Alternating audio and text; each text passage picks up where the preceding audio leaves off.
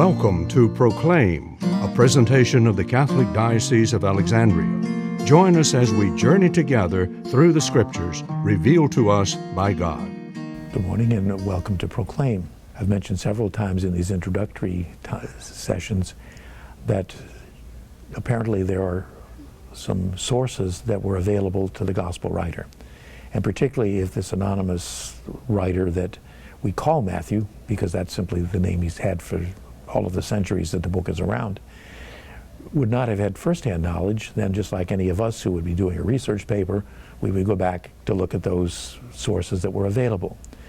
One of the interesting things is that the Gospel of Mark has about 660 to 670 verses in it total. About 600 of the verses in Mark are also in Matthew.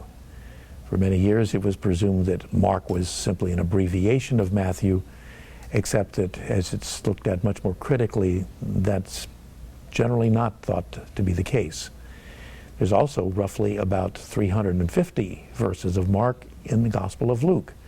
So many now conclude that Mark in some form, if not the final form, perhaps in some preliminary form, may well have been circulating in the Christian community, and it was something that Matthew could have had access to.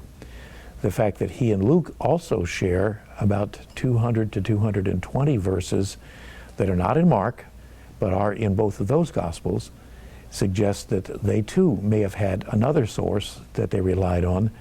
And since most of those common things seem to be just sayings of Jesus, not really tied to particular events or occasions, that may well explain why the two gospel writers don't place them in the same text.